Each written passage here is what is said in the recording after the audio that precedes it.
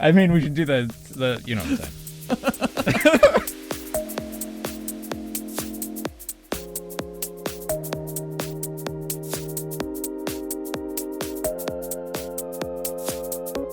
All right, so hello and welcome to Egghead Anarchy, where we discuss nerd culture and gaming news. I'm Alex. And I'm Brian. And we're moving things around. So this time, you'll be able to find our topics list in the whatchamacallem? Oh, chapters. Yes, we have chapters now. So you should be able to see those wherever you're looking, YouTube, whatever. We're on YouTube now. Oh yeah, do that. Look at that. Yes. YouTube, SoundCloud, any, in the iTunes podcast directory, so any podcast player you can think of, we're there. We have tried desperately for 8 episodes now to keep these episodes at, an hour or under, but we just like talking too much and we have too much to say.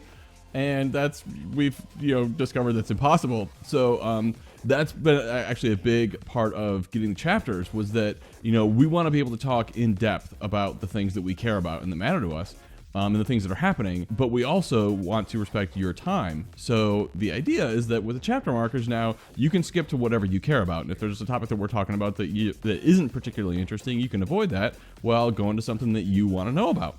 So we definitely encourage you to use the chapter markers. If you want to listen to the whole episode and listen to us go on, then that's awesome too.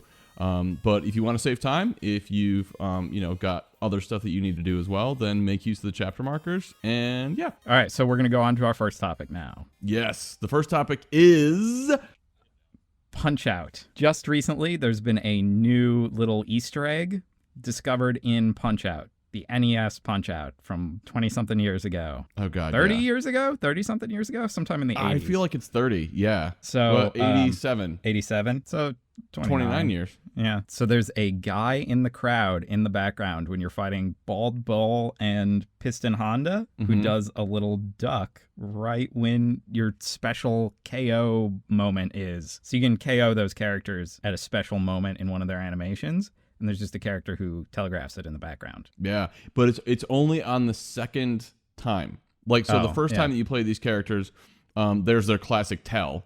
But if you go back and play them again, then they no longer have their classic tell, and there's only this special tell from this character in the audience. There's also a camera flash on a couple of characters that indicates when you can knock them out. And this is just another one that was discovered, another little tell, which is super interesting that people are still discovering Easter eggs and things about a game that's nearly 30 years old. Yeah, this blows my mind. I don't know if I were the creator, or if I were one of the creators of a game like Punch-Out, and I put something in there and people didn't discover it, I don't know that I'd be able to keep my mouth shut about it. For 29 years? Yeah. You just have to be it's there, look. I did a thing. Pay attention. Oh, yeah. Well, because they have to be proud of what they did. They made a great game. People are still playing it 29 years later. And if I made a game that was that good and that beloved, I would just be so proud of what I did that I don't think I'd be able to keep my mouth shut about something like this. I think it depends. If you're making a game and you're just nobody's gonna find that now. But if it's something like old Nintendo games, people still try and speed run them and stuff. Oh, very true. Or trying to do new stuff with them. So you might be somebody else is gonna find that because people are looking for that kind of thing expressly for these games. Yeah, that's a good point. Yeah. Well, then you've got all the people exploiting the bugs and stuff. That's a whole other thing. Was it the Mario the Minus Worlds? Oh, I don't know. What is that one? Is that on the old Mario games? Yeah. So the original Mario, the new Mario Maker has had some problems with you can just cheat your way through a lot of levels now. Whoa, really? So there's world records that are set on the levels that are just not possible. You download a copy of the level and then you change it and then do something when you're saving it, so that way you kind of exit out and then it still accesses that version when you play it online, even though you're not supposed to. So you can add stuff to a level that you're playing online, which you shouldn't be able to do. And it's just a bug that's in the game. Oh, well, that's not cool. Yeah. That's you're basically breaking the game and then, you do a speed run or whatever, but that's not valid. Yeah, no. And Nintendo's had a bunch of problems with Mario Maker with stuff like that and deleting people's levels randomly without talking about why or just any explanation. I heard about that. Yeah, there was a big rash where they were just doing that. They just started deleting levels and they weren't telling anybody why they were doing it. That's fucking terrifying. Nintendo has never been, as we've discussed previously, at all open about anything. So very true. Who knows? If only they didn't make games that were just so like incredible, like Punch Out and Mario and shit that everyone just loves so much. I know, and see that's the thing. Like I think Nintendo's very much like Apple in that respect. You know, and there's like maybe a handful of companies in the world that are like that. Like there's just they have bullshit just like every other company, but what they do so well that people are willing to put up with all the crap around their products because their products are just so good. You know what I mean? You'll buy a Wii U even though it has no games other than Nintendo games because, well, it has Nintendo games. Yeah, exactly. Yeah. I mean, that's kind of been the case for a while, Since I mean, like the Mario games, Zelda, like Splatoon. I mean, that right there, I would imagine, is worth the price of admission for a Wii U. You know? Yeah. All right, so we're gonna head on to our next topic now. Okay, so Wednesday there was a actually sizable update, firmware update for the PS4. Kotaku released an article on Thursday detailing the updates that were in the patch. There was actually several things that Sony didn't officially announce that made it into the update. So we'll just go over what those are really quick. So in a previous version of the PS4 firmware, and this was quite a while ago, you could actually stream music from a USB drive while you're playing games, right? And then without any fanfare, without any real reason, in a firmware update, Sony took away that feature, and a lot of people had a problem with that.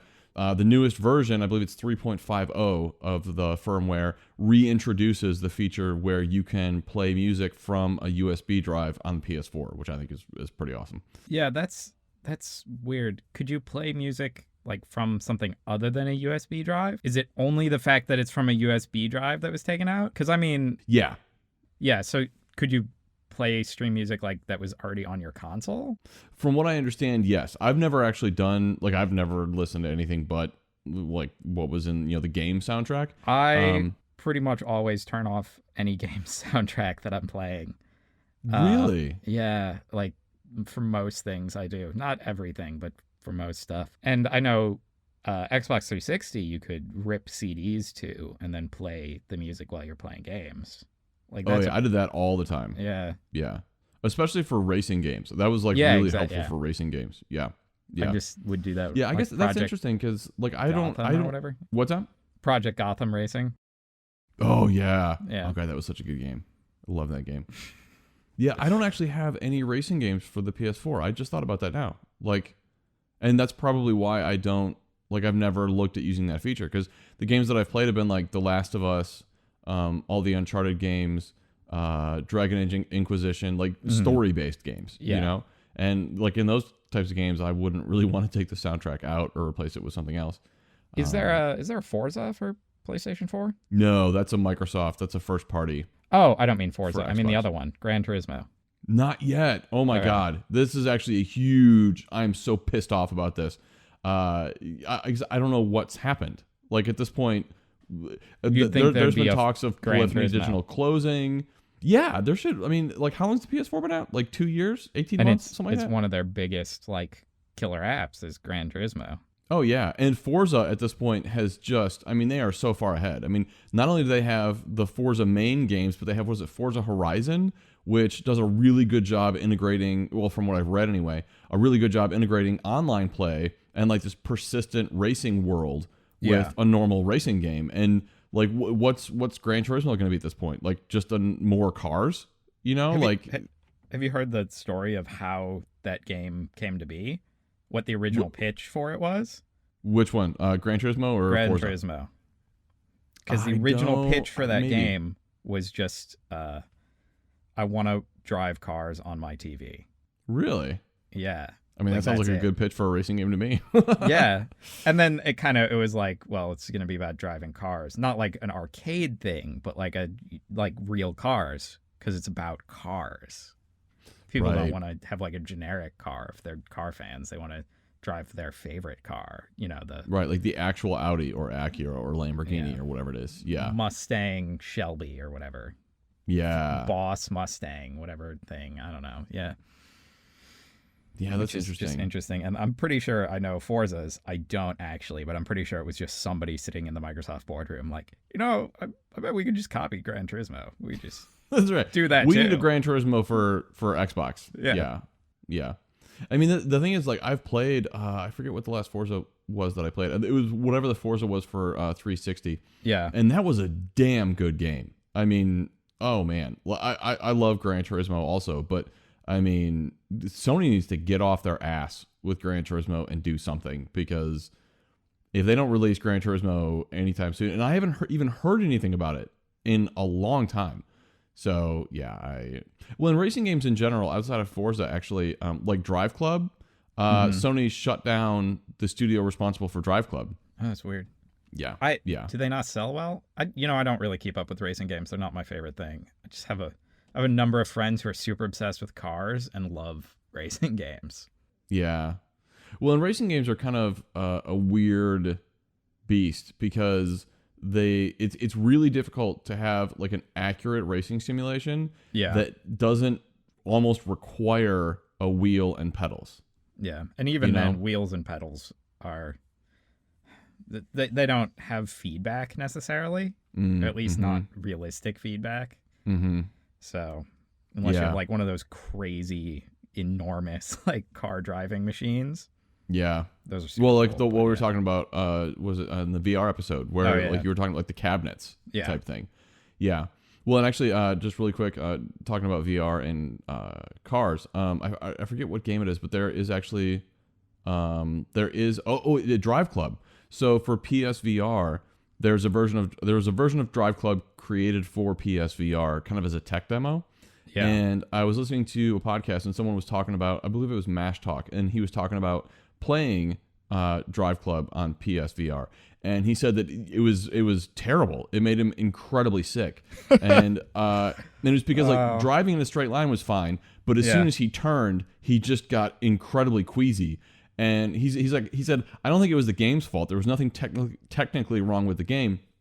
The issue was simply that, my eyes told my brain that I was moving and turning, but my inner ear said that I was sitting still, and my brain just didn't know what to do. That sounds like a little bit of a recipe for the for motion sickness. Oh yeah, possibly, yeah.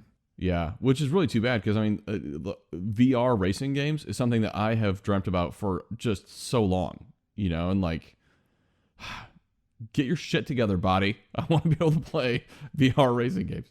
So what else do we have on the patch list? Yeah. So you're now able to turn off the confirmation message when a screenshot is taken, which means that confirmation message will no longer have the possibility of showing up in the screenshot that you took. So that's nice. That was a possibility? Yeah. That's nuts. Yeah, I'm really amazed at some of the like UI UX things that make it into production on systems like this. Like, how did Sony not realize that when they were? Oh man, I don't know. But also now you can limit the size of parties to either between 2 and 8 people. So like you can cap the size of a party on PSN, so you don't have just random people like trying to join your party all the time, which that nice. Seems like a pretty basic feature. Yeah.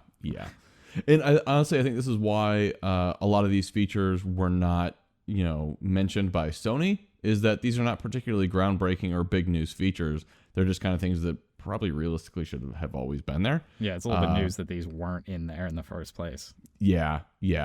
Let's see. Oh, and there's another thing where I guess the speed that the speed of the network the PS4 was running on would not be reported accurately. So I don't even know this is a feature as much as like a bug fix.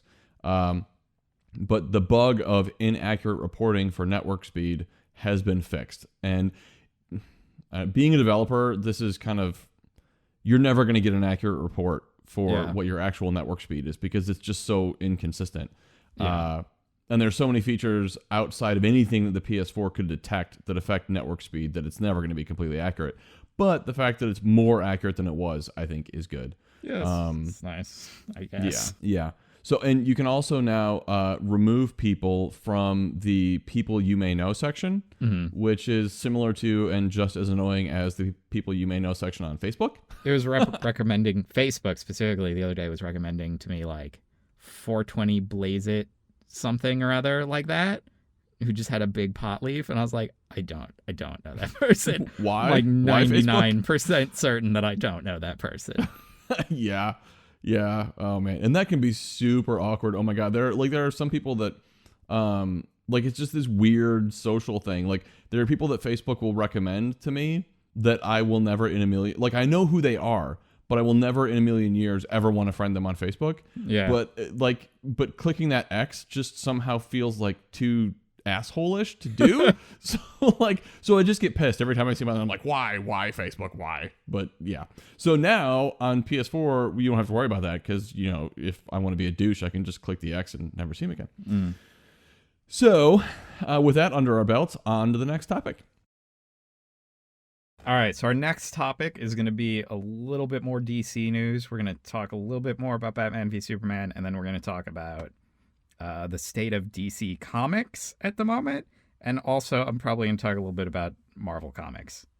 And if you didn't like us talking about how much we like Batman v Superman, because you think we're DC fanboys, get ready to hear me complain about DC Comics a bunch. So, boom. I'll turn it over to you. Okay, so there will be spoilers in this discussion, just so you're aware. If you don't want any spoilers, then go ahead and skip to the next chapter.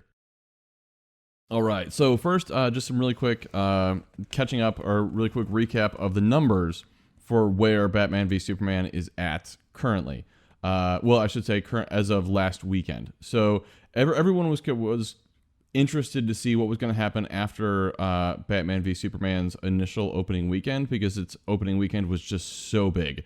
The final number was $166 million domestically, which landed it as the seventh biggest local opening of all time. That's pretty high.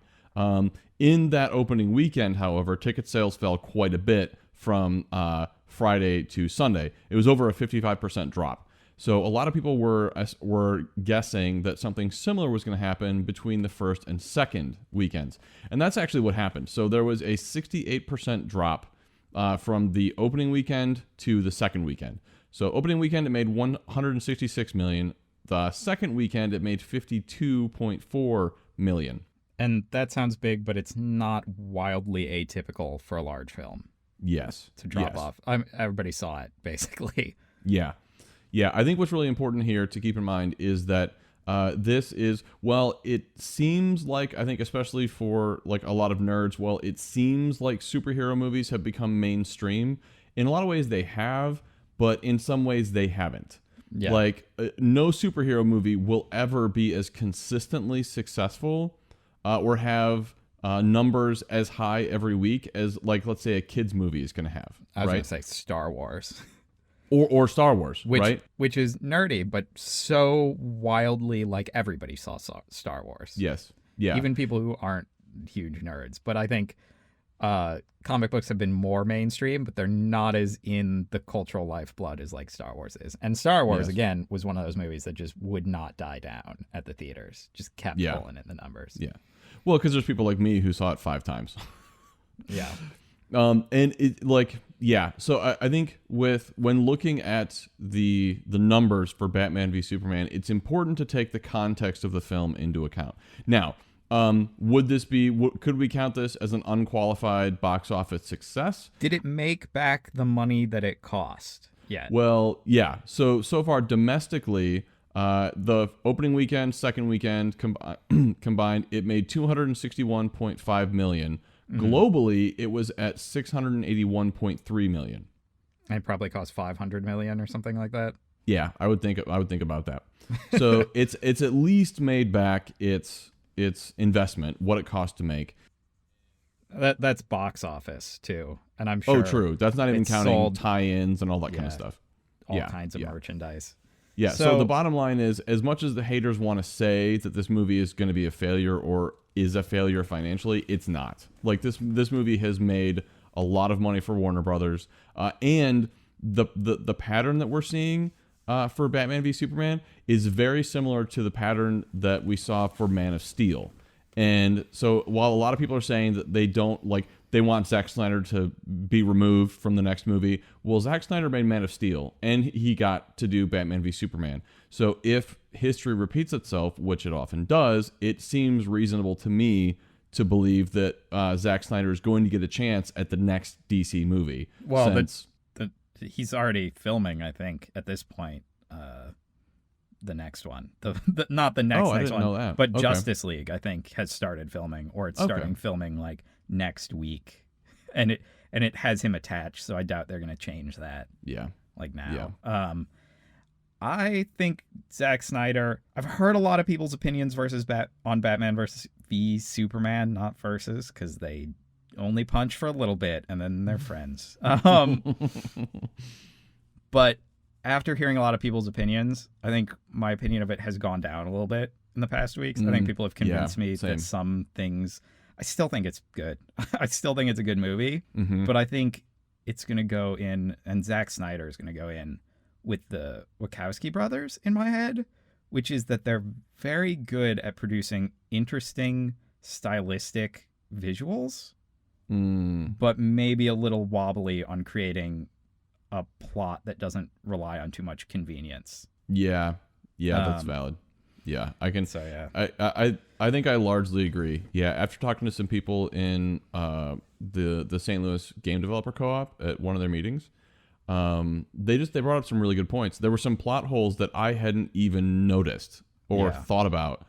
And honestly, those plot holes, like I've kind of been thinking about it afterwards, and those really kind of bug me now. Now, I'm going to reserve final judgment on any potential plot holes or plot inconsistencies until I see the extended edition Blu-ray.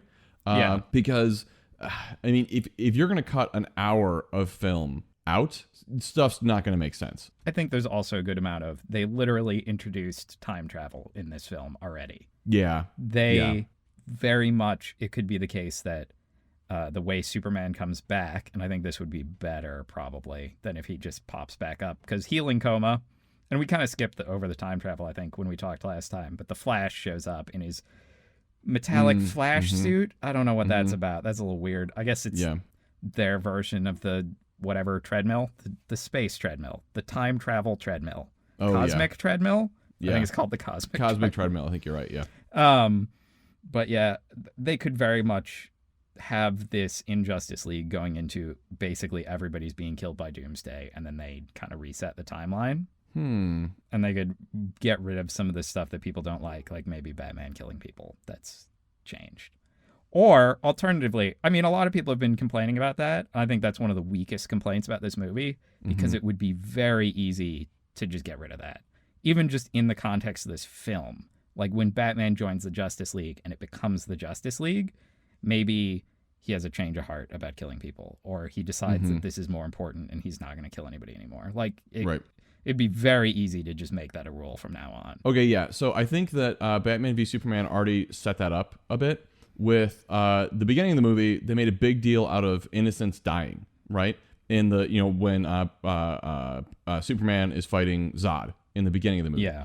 By the end of the movie, they make it very, very clear that where these fights are happening, there is no one else.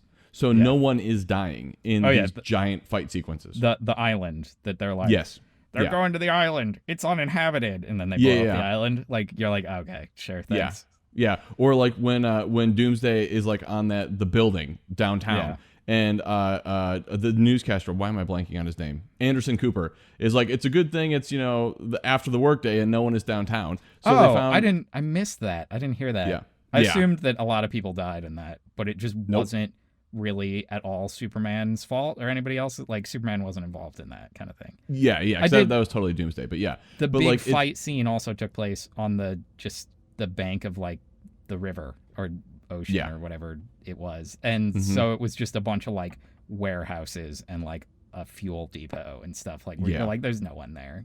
Yeah, and at one point Batman even mentions that it's an abandoned port, so like no one goes there, like no one does anything there. So I think that it's all like that there's signs that the cinematic universe is already going in that direction. And I'm gonna make a prediction that that we're seeing a Star Trek style, like a J.J. Abrams Star Trek style backstory for these characters. I also kind of thought that it was interesting because this is a Batman who kills people, but it's also a Thomas Wayne who tried to punch the the guy who is mugging them. And I thought that was a pretty solid link because, again, I saw some people critical of that. Like, that's not what Thomas Wayne did. He just tried to shield his family. But this isn't that same Thomas Wayne. This is Thomas Wayne who tried to fight somebody, who tried to beat the world. And then that's also how Batman is acting. So I think that that's a big point in this Batman and how he acts. Yeah. And I think it was also really important, and this is, I think, one of the many subtleties in the film that I like a whole lot, is the film very, very quietly, the Waynes are not murdered in a back alley. They're murdered on the street in full view of everyone, right by the entrance to the theater. And I thought that was, again, for Bruce Wayne's development, I thought that was a really powerful thing, is that, like, this wasn't, like, someone else could have helped them. They're right in the street in the middle of people walking everywhere, and no one did anything to help. It's not like in the previous stories, like in, even in the comics, where they're in a back alley that for some reason they're walking down that didn't make any sense, and there was no one around to help. Sometimes it's like, what's his name? The kid, Bruce Wayne, as a child, had wanted to leave early from what they were doing, and they, like, left through a side entrance. Oh, that's right. at least one of the versions, and then he feels like it's his fault. Yeah. Right. So, let's that's enough of us talking about how much we like this movie, even though no one else does. Let's go on. Yeah. Well, and actually, that's not entirely true. Like we said last time, like, user reviews are actually fairly high for this film, like in the 8 range, which 8 out I of think 10. is probably about, like, that seems right to me. That seems about where this movie is. So let's move on to the comic books and just talk about the state of what the hell is DC doing. What the hell? So I don't know if you've noticed, but there's something coming out called DC Universe Rebirth. Oh my God, is this like another Crisis on Infinite Earths again? Well, after the last one, which was Flashpoint and Convergence, and then the one before that, which was New 52, did Flashpoint come? Flashpoint, I think, led into New 52, and then Convergence, and then Rebirth now. So they're rebooting their universe like a lot, within these big universe-wide events, and it's annoying. Stop it. Yeah, why? I think so. I don't follow comics at all, but why would they keep doing this? I honestly am not 100% sure. They seem.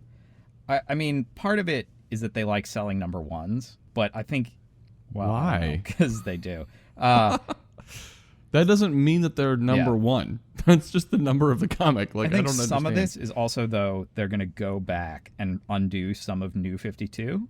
So some of the comics will return to their old numbers, like pre-New 52. So some of it's getting reset to the way it was before.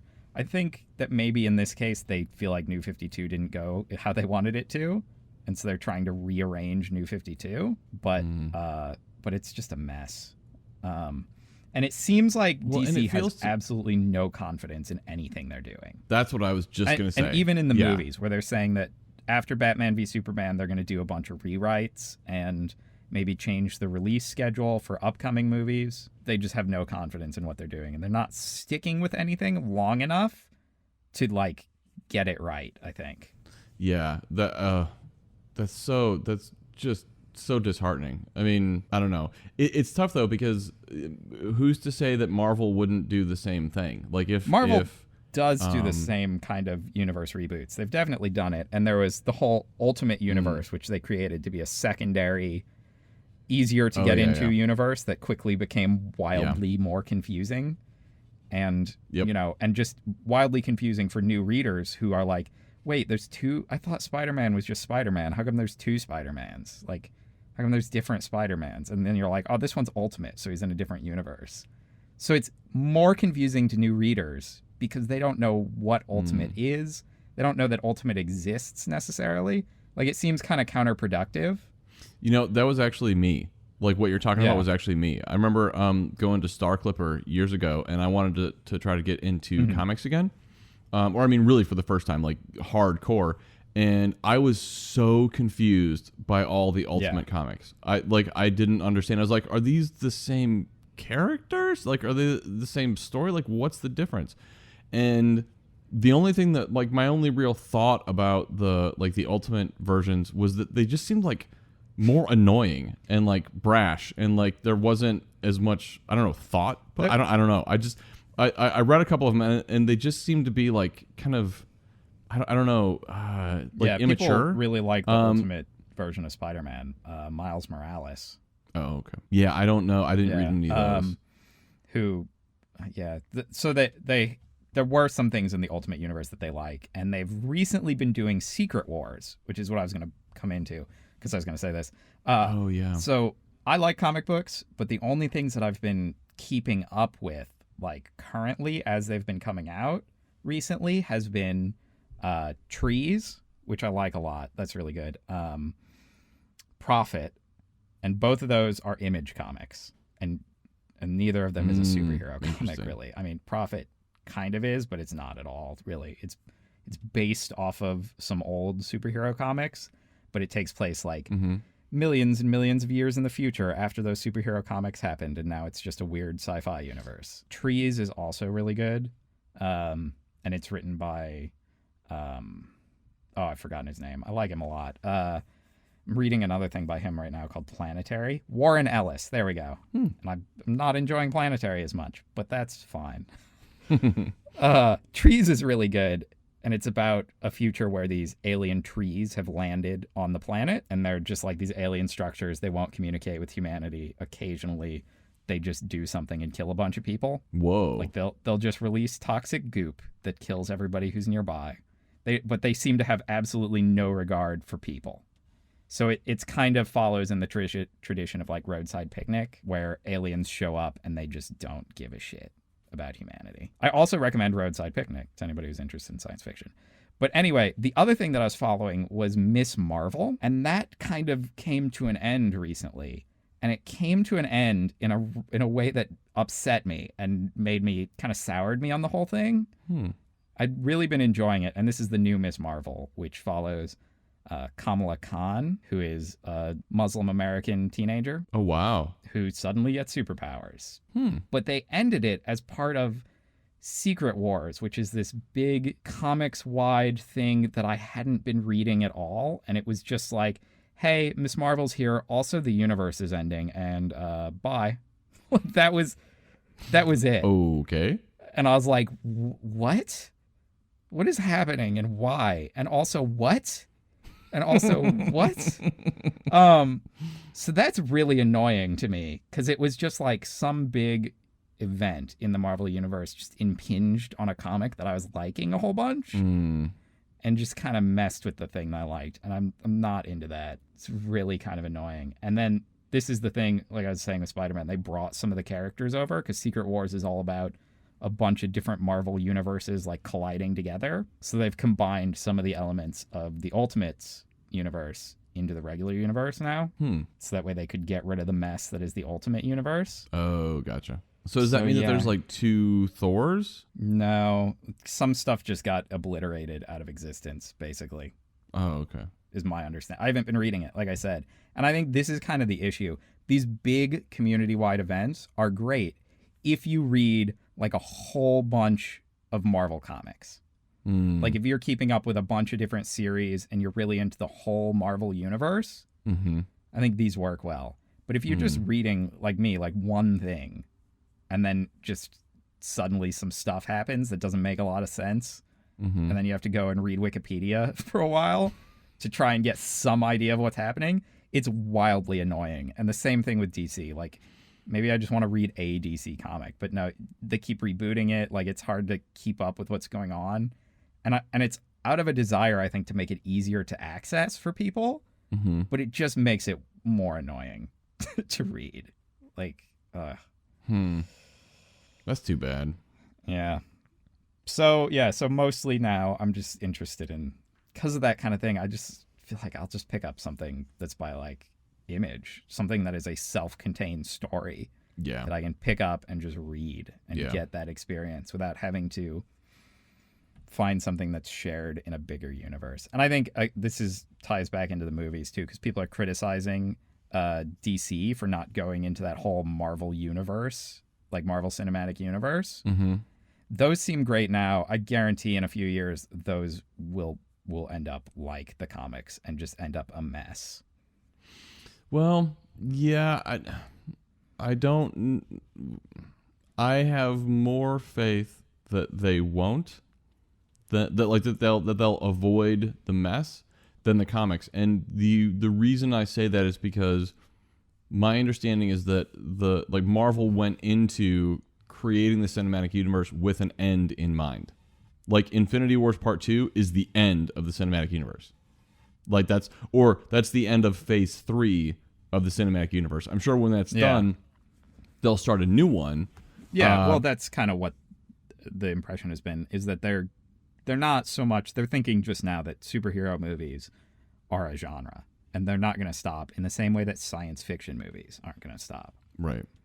And so they're just going to keep pumping these out, and they'll end these phases because they're not going to keep actors forever, obviously, but they'll just introduce new characters and kind of keep going with the same thing. Yeah. And I guess my hope is like kind of the built-in limitation that human beings get old. That doesn't exist in comics, but it exists in movies. And so like that puts a built-in end to these things. And it puts an end to some of it, but they're going to keep like just replacing people. Like Robert Downey Jr. is going to be gone, but they're going to get some new actor in to be the new Robert Downey Jr. Probably Benedict Cumberbatch in his Doctor Strange is going to be the new, that character. Well, and he'll probably just end up being all the characters eventually. Yeah. It'll just be like 14 Benedict Cumberbatches. Maybe the new, I don't know, the new Captain America will be whoever, I don't know. Who's a Captain America type that's coming out? Oh God, I don't know. What's the super pretty boy comedian? I don't know. I can't think. I think he was in Neighbors. I don't know. I know. Anyway, but yeah, I don't know. I'm hoping that Marvel can at least see this version of the cinematic universe to the end and have it be good. Because to be honest, if the movies after Infinity Wars 2 suck, I mean, that would be bad. But what Marvel would have achieved is just so incredible anyway that I think I'd be happy with that. You know what I mean? Yeah, maybe it'll just turn into Godzilla. They'll just keep making them, and no one will give a shit that they keep going forever. Yeah, they'll just be like, yeah, another Godzilla movie. Sure, fine, just fine. Whatever. Yeah. All right. So I think that's good for that. Okay. So now we're going to talk about Final Fantasy 15, and there is quite a bit to go over on this topic. So I guess where we can start is the Platinum demo that came out just recently for PlayStation 4. I thought this was a good demo overall, but I was actually a little bit underwhelmed by the technology, or I guess the graphical fidelity of the demo. It was beautiful. It was absolutely gorgeous. And the little like rabbit squirrel thing, animal, I forget its name, it's just so fucking adorable. I can't even stand it. It's a cross between a unicorn and a rabbit with the big ears and like some kind of a small dog, like a chihuahua maybe or something with like white fur. It's absolutely adorable. And the graphics are good, but they're not good as those tech demos suggested they would be. Yeah. And they're not anything that you couldn't do with something like the Unreal Engine or the Crytek engine or Unity. So I'm really struggling to understand why Square would invest all the time and the money necessary to create this engine when there are such good tools out there that they're using already in other projects. Final Fantasy VII Remake is using Unreal Engine 4. Engine 4. Yeah. Which I suspect that is the case because that game has been in development for a really long time. That Final Fantasy VII Remake. So, well, why would they? What do you mean? Do you mean Final Fantasy 15? No, the was in development for a long time. No. The Final Fantasy VII Remake has been in development a long time, and I suspect that when they started it, they were kind of looking at how far along their engine was, and they kind of picked something that seemed like a more stable platform, maybe. Like I they weren't guess, sure what was happening yeah. with their internal thing. Yeah. What's so odd to me about this is Square has gone on record as saying that they are going to need to sell through 10 million units of Final Fantasy 15 to consider it a success. And this comes from a geek.com article. So just to kind of put that into perspective a little bit, Final Fantasy 12 has sold 11 million units between 1997 and 2015 across lots of different platforms. 12? If Final... See, I have different numbers on that. I've just pulled up a list of the top 10 best-selling Final Fantasy or Square Enix properties. Okay. And Final Fantasy 12 comes in on this source about 5.6 million. And it is the 5th highest selling property. The number one being Final Fantasy 7 at 11.14 million. And number 2, Final Fantasy 10 at like 8 to 10 million. You know what? You're absolutely correct. I'm not good at reading Roman numerals. Oh, okay.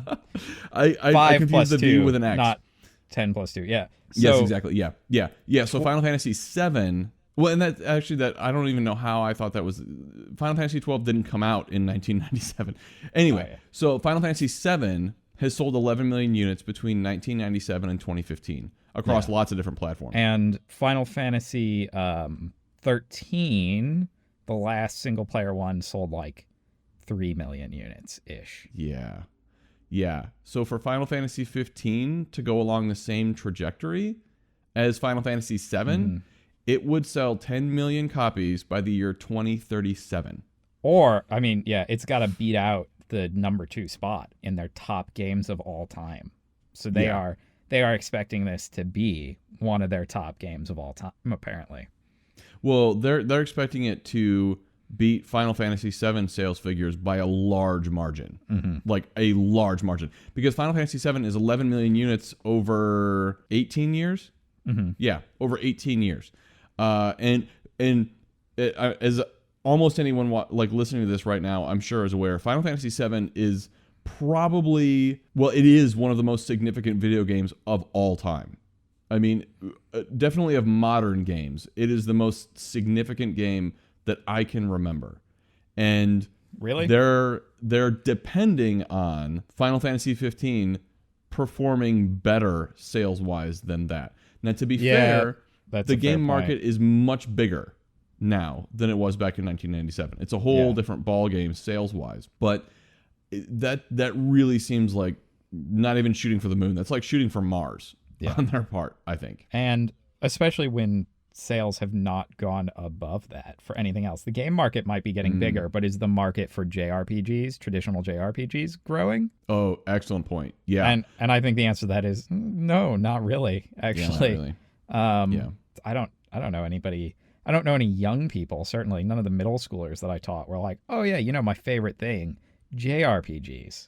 Like tradition. No, they don't care. They play Minecraft. They play Call of Duty, Yeah, absolutely. These aren't the big sells. These are more of a niche market kind of thing, and expecting that 10 million units out of that niche market seems wildly optimistic. Yeah, and this is I've just kind of caught in. And especially in a market where Final Fantasy, like they were kings of that, probably around between 7 and 10. They were like kings of that JRPG market, and I don't think they are anymore. I think absolutely not. They've dropped off, and a lot of other people have come up. Like nobody knew knew what the Persona games were a while ago, but now those have gotten pretty big. Yeah. Like Square has been doing very well reviving their old games. Yeah. Like all of the old Final Fantasy games are now available on iOS, and whether or not they're good adaptations, they have sold very well. Yeah. And Square is like one of the only companies, if not the only company on the App Store that can charge above like $4.99 for their games and sell a large number of them. But yeah, so many things about Final Fantasy 15 just don't make sense to me. Like Square seems to be really pushing graphical fidelity. Yeah. And that's not what sells games anymore. Also, what about Final Fantasy 15 makes you want to purchase it? Because like the Final Fantasy 7 remake, I would say if they were like, this has got to sell like a crap ton of copies, I'd be like, that probably will. because it's got so much nostalgia behind it while still being essentially a new game. Right. Like, it's really easy to be like, hey, remember that thing? It's back, but it's new and it's different this time. Whereas this one is just like one of the many, many, many Final Fantasy games. Yeah. So there are some things that I think Square is doing very intelligently. One, I think that it's a good move to kind of make the game modern, in that like the world that the game exists in is a more modern fantasy setting. Like, they're driving around in a car now, I mean, instead of that's all like the horses or whatever. That's all the Final Fantasy games. The Final Fantasy games. That's a good point. Yeah, Final Fantasy 7 at least. Like, it's pretty much 10 and all that. Okay. Yeah, so I got that backwards, because I was thinking of like Final Fantasy 9. Yeah. Like, you know, the high fantasy, like even 9 has a lot of more technology. Final Fantasy always has the more technology, more kind of future. I mean, it's like magic-y technology kind of stuff going on generally. But it tends to be more advanced, because Dragon Warrior / Dragon Quest is the more medieval kind of series by Square. And also my favorite. I like that one a lot better. But I think they've definitely like gone as much as possible into that kind of thing, because that's one of the things that differentiates those two properties. Yeah, I guess maybe like and actually this is the thing. So the Final Fantasy demo itself was like a very small, I think, good demo overall. Like, it felt like it presented the combat of the game. It felt like it presented several different environments, which I thought were good. And one segment, the segment where you're very small, like sized like a toy, and like running around a dining room, I don't have any idea what that has to do with the larger game, if at all. But it was a lot of fun, and it was a cool little idea. And like transforming into the cars, like the vehicles, and driving around, that was fun. Although I gotta say, I like the idea that Final Fantasy is fun, because that is not what I think of when I think of Final Fantasy. Well, and you know what? That, like, gameplay wise, I think that is more than anything, when playing the demo, that's what got me interested in playing more, is that, like, and this transfers over to the anime, which is something that I find very interesting about what they're doing with this game, is it's not just the game. So they have an anime series that they're releasing like staggered up to the release of the game, which is going to be September 30th of this year. So between now and September 30th, they're releasing a 6-part anime series that will be like some backstory world building for the game. And then there will also be a feature-length CG movie called Kingsglaive that will also be coming out, from what I understand, the same time as the game. And in fact, like the Ultimate Collector's Edition of the game, one of the big things about that version is that it comes bundled with Kingsglaive. And that will be more backstory in the form of a feature-length film for the world. And that movie has some big-name actors voicing characters. That, again, that feels like that's just moving them more towards a niche audience, where it's like, here's some more, there's lots of supplemental material for you. Like, yeah, and that's true, but I think what it does is it makes the game part of a larger thing. And I think that, like, that, I think, could get wider attention from more people. Because there are very few, in fact, I'm having a hard time thinking of any games that do this. And actually, like that, so like tweaking a game or like doing something beyond just a game has actually worked pretty well for like Quantum Break as an example. So that's from what I've read, it's a fairly standard like stealth shooter type game with, the whole time bending mechanic is kind of cool, but it's not nearly as groundbreaking as it was presented way back when it was first demoed. But the live action video segments that are interspersed are pretty well done from all the reviews that I've read. They say, like, they wouldn't hold up to any like primetime television series. But they're good for what they are. They're good. And I hadn't been following that, and I watched a preview, and I was like, why? What is this like switching between live action and not? What is happening? Yeah, that's exactly what it is. Okay, yeah, that's interesting. Yeah, and so everything that I've read says that like so the choices that you make in the game affect the live action sequences, and I want to say there are also things that happen in the live action sequence that then affect things that happen in the game. I have always enjoyed the full motion video kind of thing. As long as it's good, yes.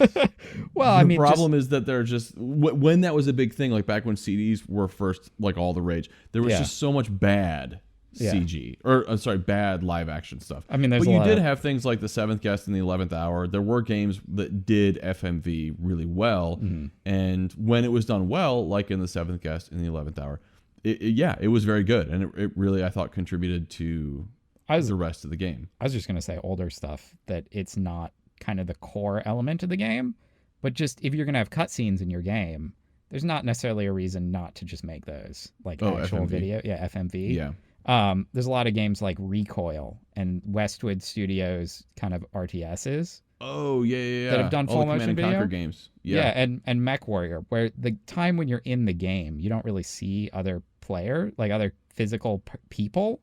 Mm-hmm. So it makes a lot of sense to have those FMV things in it as cutscenes. Yeah, and you know what? Those were more examples of where this worked really well. Yeah. And like Command and Conquer specifically, I loved like it actually got to the point in a couple of the games where like the game was almost secondary. Like I was playing the game, finishing the levels just to get to the next cutscene because they were so well done. Yeah. And in that sense, I think that if Square does this well, which after watching the first episode of the anime that they're putting out, I really liked it. It was really good. The writing I thought was excellent.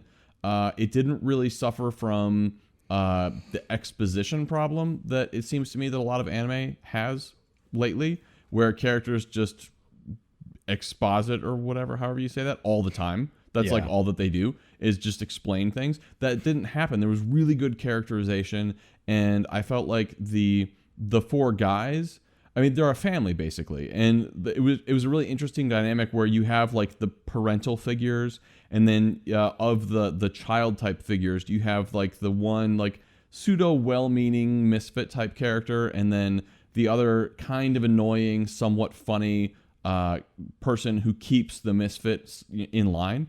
And I thought that dynamic worked really, really well. And if that can transition over to the game, like those interpersonal dynamics, I think that'd be really interesting. And I think that's why, for me, this anime is a very smart move for Square, because it could potentially open the audience quite a bit more. And they're releasing the anime episodes on YouTube. So it's free, it's easy to watch. People can just stumble across it and they're like, oh, this is a pretty good little anime show here. Oh, there's a game behind this?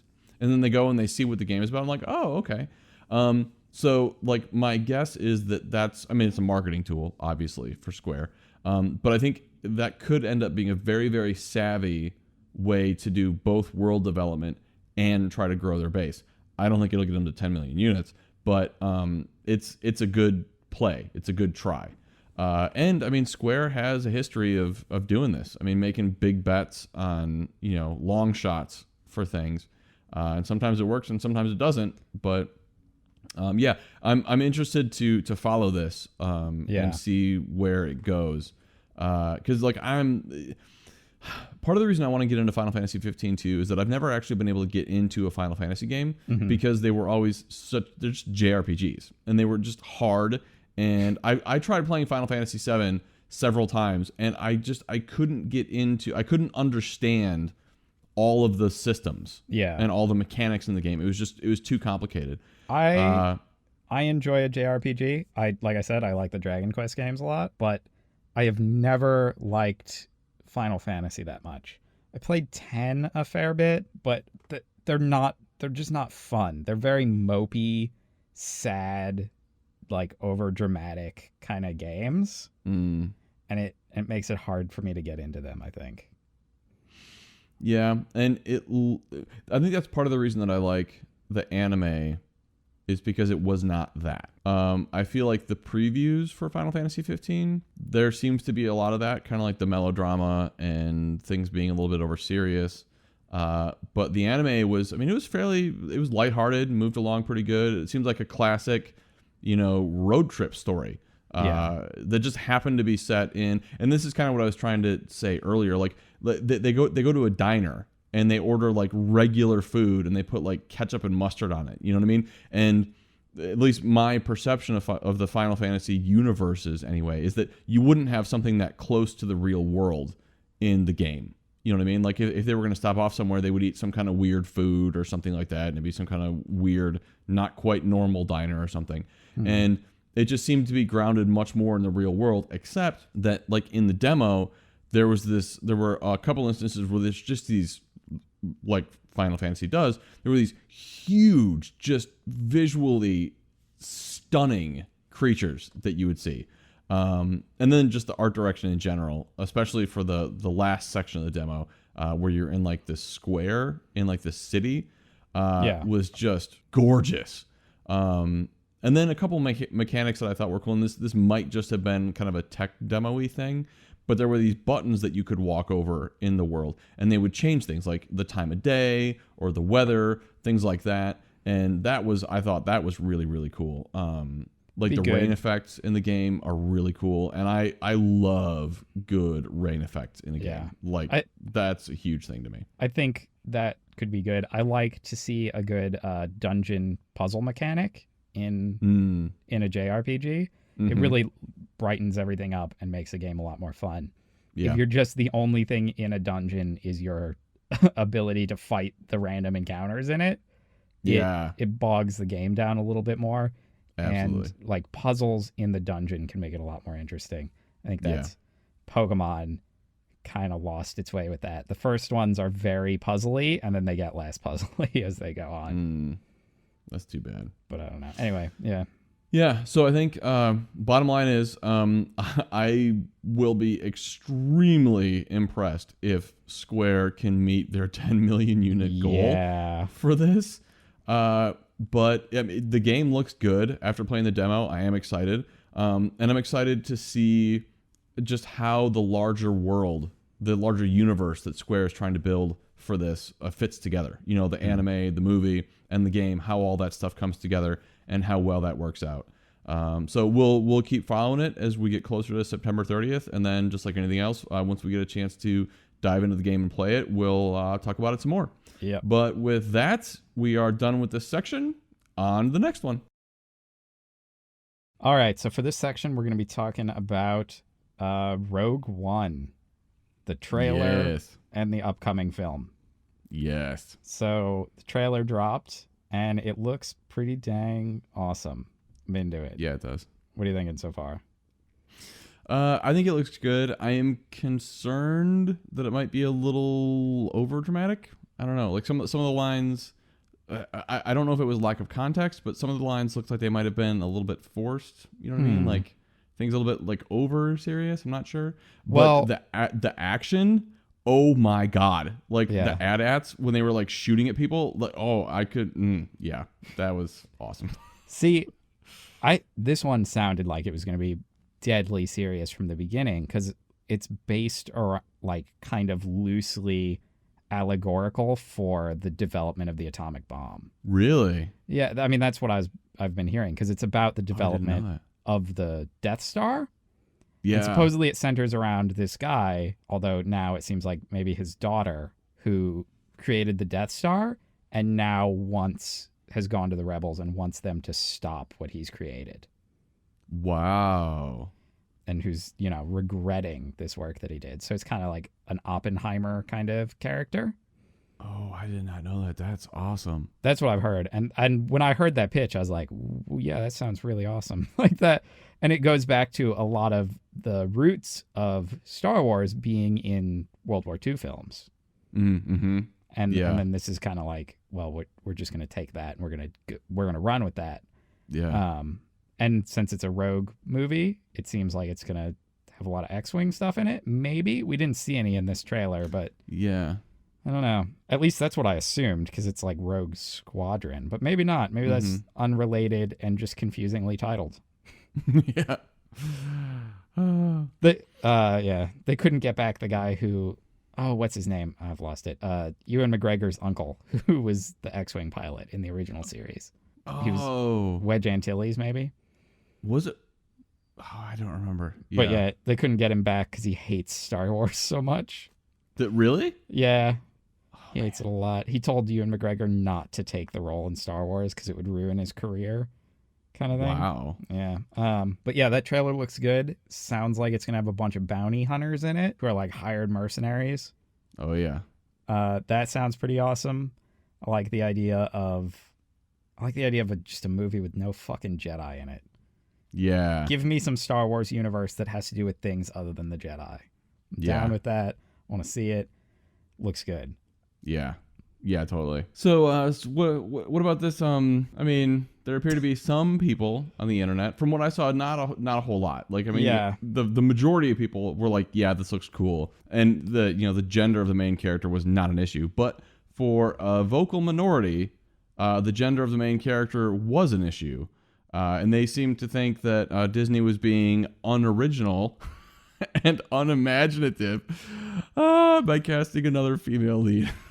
I think also it's not just the gender, but there were a number of people who were coming kind of from, there were people who are like fucking women always being in things, but there were also a number of people who are like fucking Disney always having a white hero kind of thing. I think both of those kind of comments I saw.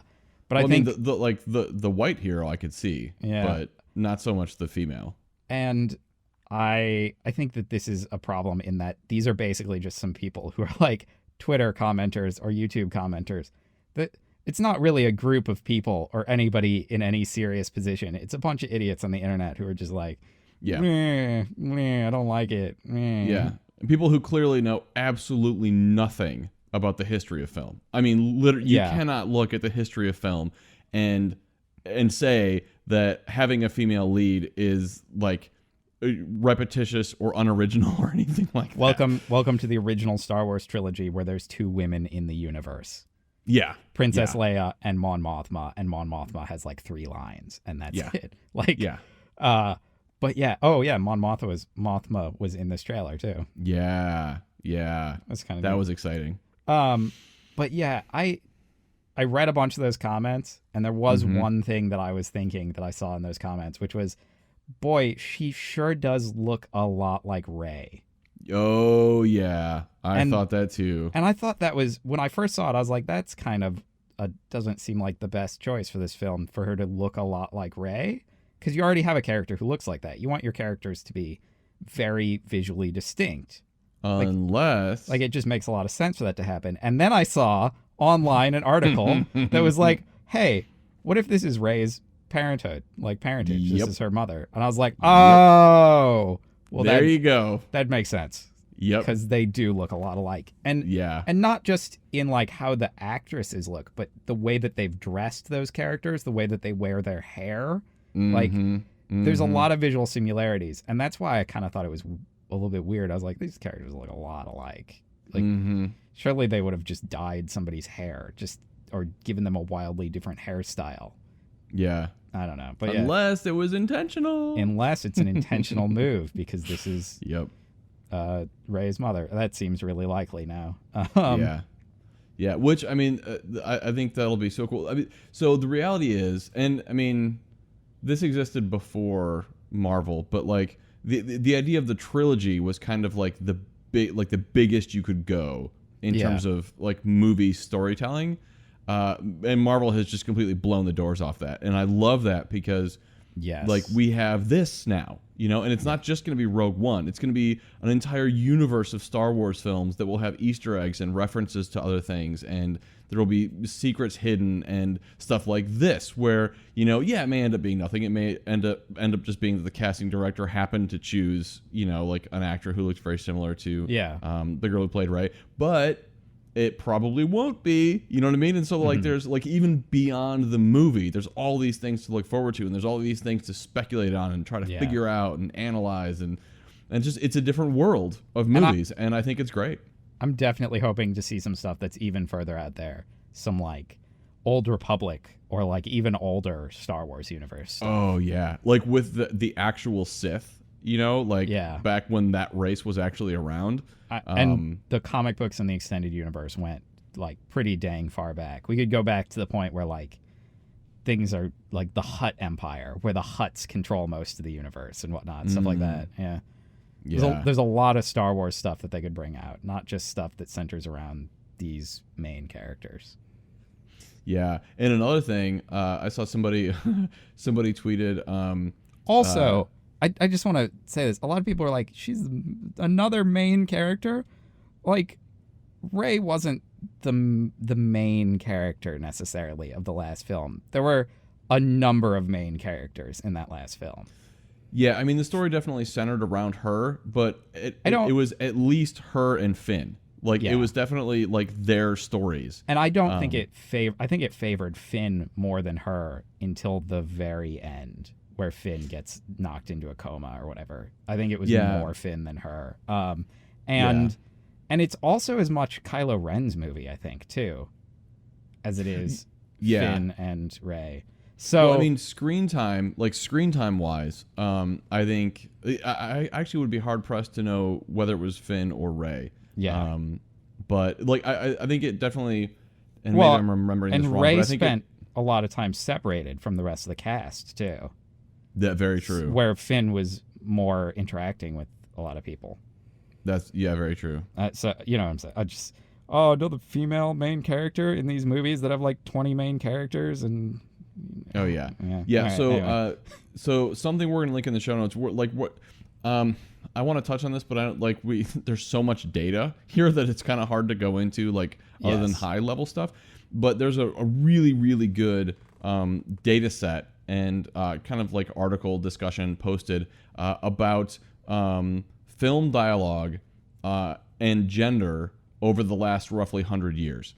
And age, gender, age. Yeah, and age, yes. So it takes the idea that we can see who are the important characters in film by their dialogue, and then takes scripts from over 2,000 screenplays and just breaks down how many lines everyone has. Yeah, and it makes it painfully obvious just how just how new it is to have women be leading characters in film, period. And to be fair, and it acknowledges this, it's not a perfect metric for anything by any means. Right. So a film like Mulan rates pretty low, even though it's all about, the main character is Mulan. But because she's pretending to be a man in an army, like most of the characters are men and most of the lines are by men. Yeah. Similarly, like there's lots of films that are not at all positive representations of women. I mean, that can have a lot of female characters. Right. I would say I kind of looked at horror and I thought horror was more evenly balanced. Oh yeah. But I wonder if that's well, and I wonder if it's not going to be like good representations of women for the most part. Yeah. Like sex and violence kind of representations of women being killed and being like, They get naked, they have sex, and then they die violently. I mean, that's like porn is going to have really good female to male dialogue ratios, but it doesn't mean that it's feminist literature. Yes, exactly. Not to say that porn is like, I don't want to be sex negative here, but I'm just as an example. Right. Female lines do not necessarily mean like dynamic, compelling representation of women. Yes. But it is very good to have this data and to be able to say like how many, and I think it really, what it mostly represents is like, where do these roles go? Like if you just have a default role, who does it go to? It goes to men. Like it doesn't really matter. And you flip through some of these and you're like, do these characters need to be male or female? It doesn't actually really matter probably. Yeah. Like the lowest group of movies that they had where the top 2 lines were women. Yeah.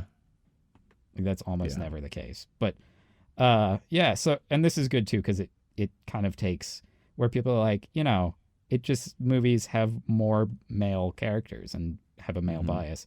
And then you say, all right, that seems true, but do you have any data that says exactly how or how or why or what? Yes, now you do. You point to this, Yep. and you can see Yep. exactly, which is Yep. always good to have. It means that you're not making an assumption that is way off base accidentally. Mm-hmm. I would have said that probably I would have expected these stats to be a little bit worse than they are. Yeah, But- I think I was too. Yeah, I think they definitely can get better. What I was also surprised by too is that the decade didn't affect the results as much as I expected either. Yeah. Like the further back in time that you go, it doesn't seem to get a whole lot worse, which in a sense is a good thing, but in a sense it's also kind of a bad thing because it Yeah. means we're not really making a whole lot of progress. But maybe not at this point we are, you know what I Yeah. mean? And maybe things are actually finally starting to change, and that's why we're getting some of this pushback now, you know? And really interesting too was the breakdown by age. Yeah. Women yeah, I was thinking that too. women have way more opportunities when they're young, and they lose opportunities as they get older. But yeah. actually, the exact opposite is true on men. Yeah. The way they represent this data, it's a little bit weird because they have under 21, 21 to, or 22 to 31, 32 to 41, and then 42 to 63, 65. 65. Yeah. So yeah, it's like 9, 9, 22 or 23. Yeah. So Yeah. it's in blocks of 9 years, a block of 9 years, then a block of 23 years. Yeah, what's interesting about that though is just how big the number difference is. Yeah. You know what I mean? So for male actors aged 42 to 65, there were 53 million words spoken. Oh yeah. For female actors 42 to 65, there were 11 million words spoken. Is it words or And- lines? I thought it was lines. It says words. Okay. Which I think makes sense because like kind of how do you determine a line? You know what I mean? Like is it a block of dialogue? Is it there might be a couple different thoughts in a single line? So I think it was good breaking it down by words. But if you also look at the percentage among all the age groups, yeah, like there is a direct inverse relationship between the age of men and the number of lines that they have and the age of women and the number of lines that they have. And Yeah. as women get older, it sharply declines. Especially between like 22 to 31 and 42 to 65, and it goes way up, almost double for men. Well, Yeah. between 22 to 31 and 42 to 65, and honestly, maybe this is an overreaction. I think that's a little bit gross because and you see this a lot in movies. What you see is older male characters a lot of times engaged in romantic relationships with far younger female characters, and by default that's like I don't want to be ageist or anything like that, but yeah, I don't know. That's not so much of a problem. I have seen stuff, especially what is that movie? There's like a Periscope Down, so what it's called, with Kelsey Grammer. yeah, I went back and watched that recently, and I was like, Jesus Christ, she is way younger and more attractive than he is. Like his love interest in that, yeah, and it was very Happens a lot. distracting to me. yeah, Yeah. And that's kind of interesting, but it was mostly like way younger and more attractive. If you got a really hot older dude and like a really hot younger woman, oh yeah, that's fine. like Yeah, and I think it's just more of an issue of like, do I believe that romantic pairing? yeah, Because I don't really think that's like whatever. Somebody who's 65 dating somebody who's 32. that's fine. Do we really care? Like, Yeah.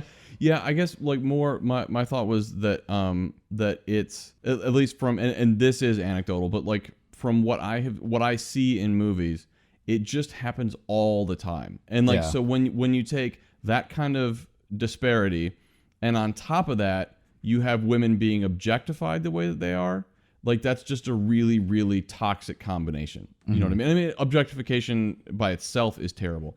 But when you just those two things together really are disturbing to me. Like for example, like you put like Hugh Jackman, who I think is like 50, maybe Yeah. even over 50, with like I don't know, somebody in their like mid 20s. Like that's much more believable. You know what I mean? Because like he's a really attractive dude, Yeah. very charismatic. Like it's believable. But you have somebody like what was it, Entrapment, where you have like Sean Connery and Catherine Zeta-Jones. That was just like not at all believable. You know what I mean? And then the way that she's objectified in that movie was just terrible anyway. Yeah. I think it's more of an issue, more a general issue of how the relationship and characters are portrayed than necessarily an age issue. Yeah, and I think that's a much better way of trying to say what I was trying to say, because it is. It's like, you're like Hugh Jackman. He can whatever. He'll date anybody. He's hot. Like that's right. I exactly. get it. Man's fucking gorgeous. Yeah. Yeah. Yeah. But Kelsey Grammer, you're like, that's weird. The only reason he got with the woman in that movie is because they felt like he needed to in the script. You know what I'm saying? Like it's just... Well, and she's also very much, if memory serves, she's very much like window dressing. You know what I mean? Like what does she actually contribute to the plot? I feel like she does. It's been a while. It's been a while. I feel like she is important to the plot, but I feel like their romance is window dressing. Okay, that's fair. Yeah. And again, that's kind of my problem. You know what I mean? Like if it's believable and if there's a reason for it and if it's substantive, then fine. But it's just often not like and that. It was more like throughout most of the movie, they had more of like a father-daughter relationship kind of thing. Oh, you know what I'm saying? And then it's like, oh God, no. Yeah, like I'm saying, it's weird. And yeah. Because he's like mentoring her and, and yeah, exactly. Yeah, that's no. Ugh. So I think, as the internet do, people complain about shit and, get all up in arms about stuff. And I do feel like reportage of this is a little bit weird. And we're even doing it, but because it's like these people are saying this and it gives them an amount of authority that random people making a single comment on Twitter do not deserve. Well, and so really quick, this is part of the problem with Twitter and with everything being so connected and with so once a couple media outlets report on this, which they're going to do because it's going to get them views, because it's controversial and because people are going to have responses to it, then that starts this avalanche effect where I want to say, I want my voice on this topic to be heard. Yeah. Right. And exactly. We're talking about it right now. Yeah, exactly. Yeah. And the reality is, we have no idea who the people that said these things are. Like they themselves as people probably wouldn't be listened to outside of making these type of inflammatory comments. If it was Bob at your job who's in 2 cubicles down or whatever, no one would care. There would be no news story about that. Yeah. But on Twitter, news story. Yeah. And I do think it's important to pay attention to things like this because we can use things like this. Well, one, because they bring up issues that people pay attention to. Like people start paying attention to this now because people are saying this kind of stuff. So we can pull up things like this study that actually puts, data to this, right? And so now this is kind of like a guidepost or a mark point in our societal memory that we can look back to in 1 year or 5 years or whatever it is and judge where we're at then based on where we were at now. And it's good too that people that we get to be like, yeah, that's a dumb opinion. Yeah. And we get to be there to kind of say that just in case you were on the fence about whether or not that was a dumb opinion. Yeah. It is. So, but I didn't want to let it pass without being like, listen, these are random people on Twitter who are just saying something. They legitimately don't know what they're talking about and they're objectively wrong. Yeah. And it's also 100 words, whatever it is, 140 characters. Oh, yeah. Some of these I saw were, again, like I said, they were complaining about race more than just that it was a woman. And I wonder about some of the, maybe some of these people have more in-depth and better opinions, but just because it's just sound bites off the internet, you'll never know. That's all they can get out. Yeah. Or they're like, I'm complaining about this, but actually here's some more in detail. If they went more into detail, you'd be like, oh, I can kind of see. It's hard to know is what I'm saying, because it's just random sound bites on the internet. Yeah. And, if somebody tried to post a link in their comment, who would actually read the link? You know what I mean? Like somebody did a blog post, nice in-depth blog post. Yeah, Yeah. Or maybe, maybe they're like, what? There's so many women. And then you could be like, hey, have you seen this study about all this data about how women aren't in movies as much as men, even a little bit? And be like, oh, I didn't realize that. Yeah. That'd be a really great conversation to have. If someone was just like, oh, absolutely. Well, there you go. Well, thank you for that information. I may potentially change my mind because that happens and is a thing. Yeah. But yeah. And I mean, Because it is kind of ultimately- presented like intractable misogynists are saying things on the internet. Like, you don't know that about them. Maybe if they listen to our wonderful podcast, they'd change their mind. That's right. Exactly. Make use of our brand new chapters so they can skip right to this section and get the information they want. Yep. Yeah. I again, like, and something else to consider too is that like this type of thing is not new. Like, we're just aware of it now because we're aware of everything now. Yeah. And so the fact that we can address things like this, comments like this, in the way that we can, the fact that we, two random guys, Alex and Brian, can put out a podcast that people can listen to, and that we can have in-depth, thoughtful discussions on stuff like this that people can hear. We can link to in-depth, deep analysis of stuff that provides hardcore data. Like, that's what's new, right? So the complaints and the misogyny or the whatever you want to call it has always existed. The fact that we have more tools now to address problems like that are new. And I think it's important to focus on that and to focus on the fact that we have more ways of dealing with and processing with and spurring discussion for things like this.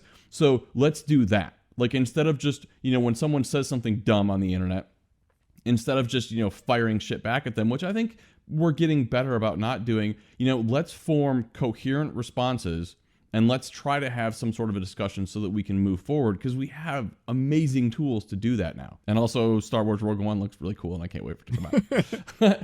And realistically, Disney's going to own every single fucking Christmas from here to eternity, because they're going to release a new Star Wars movie every Christmas and they're going to make shit piles of money. That's how it's going to go. Yeah. It'll just be Star Wars is Christmas time. Christmas and Star Wars will be linked. Yeah. It'll be Star Wars season. That's what it'll be. That's weird. What if that's like the future? Like, you just on Christmas you watch Star Wars movies. Oh my god, I could get behind that. That'd be the best. Oh yeah, absolutely. Yeah. Family gets together, everybody gets drunk, they all yell at each other, then they go watch Star Wars and they're all happy. All right. So this has been a good in-depth discussion, and I think we're going to cut this topic off here. Is there anything else that you want to say, Alex, to close us out, or did you get to wrap your thoughts up well? I think we're pretty well wrapped up, yeah. Nice. All right. So this is it for this. We will move on to the next thing. And this section will be goodbye. We are going to say goodbye for this week. We have had a lot of fun. We have discussed a lot of things. Thanks for coming. Yes. Now it's time to get back to the real world. To our house here in the interspace webs. Interworld webs space. Yeah. I don't even know. That place that we are. Whatever that is. If you would like to reach out to us virtually, not virtual reality, but what the fuck am I even saying? If you want to contact us, feel free to do that via Twitter. You can get a hold of me at BSGBrian. And me, Alex, at Senior Don Gatto. Senior as in not junior? Yes. Not senior, as would have been good, but is already taken. Also, you can find our Facebook page, Egghead Anarchy, on Facebook.